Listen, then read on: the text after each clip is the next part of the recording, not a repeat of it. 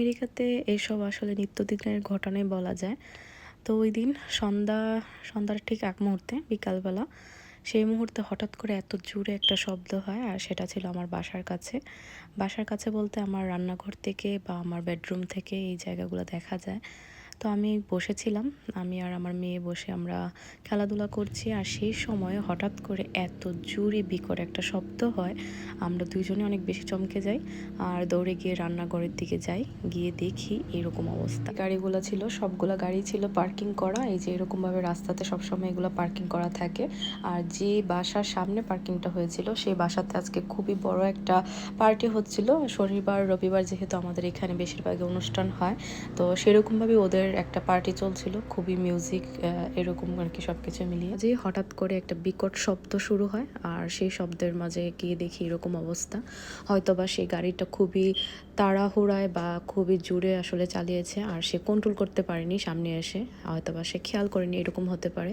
কারণ একটা গাড়ি একটা গাড়ির সাথে লাগতে পারে, আর সেটা কন্ট্রোল করতে পারেনি বলেই তার সাথে একটা গাড়ি না, সেখানে আরও 4টা গাড়ি আসলে এরকম অবস্থা হয়েছে। খুব গুরুতরভাবে অসুস্থ হয়, আর সে এখানে সেন্সলেস হয়ে গেছিল।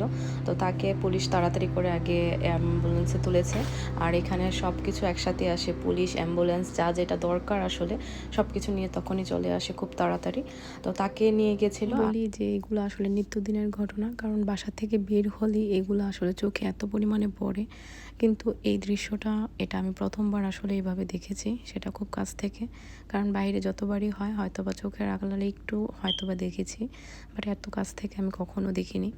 তো এই জিনিসগুলো আসলে খুব একটু নিজের মায়া বা নিজের পরিবার ছাড়াও অন্য যে মানুষ আছে তাদের কথা আসলে চিন্তা করা উচিত। একজন যে ছিল সে মোটামুটি কিছুটা বেটার ছিল সেই লুক থেকে, কারণ হচ্ছে তাকে হুইল চেয়ার করে নিয়ে যেছিল আর তার সেন্স ছিল, তো তাকেও নিয়ে গিয়েছিল। কিন্তু ওই আরেকজন যে ছিল সে অবস্থা খুবই খারাপ ছিল, তখন সেই মুহূর্তে তাকে নিয়ে আর ওয়েট করেনি এখানে, তারা সাথে সাথে চলে গিয়েছিল। কর্মীরা তাদের কাজগুলো করছিল, আর তার সাথে পুলিশও সম্পূর্ণ ডিটেলস জানছিল সবার কাছ থেকে। আর এখানে যে পার্টিটা হচ্ছিল, এই পার্টির বাসার সামনেই কিন্তু এই ঘটনাটা ঘটেছিল। তো সেই পার্টির লোকরাও সবাই চলে এসেছিল, আর রাস্তাতে এত পরিমাণে ভিড় হয়ে গেছিলো কিছু সময়ের ভিতরে। আর আমরাও তো আসলে একটা মানে অন্যরকম একটা পরিস্থিতি ফিল করছিলাম তখন, যেটা কিভাবে কি হয়ে গেল। আর এরকম আসলে সিচুয়েশন খুবই এটা ভয়ানক একটা ব্যাপার। একটা গাড়ি বা 2টা গাড়ি হলে এক কথা ছিল, এখানে 4-5টা গাড়ি একসাথে এরকম অবস্থা হয়ে গেছে।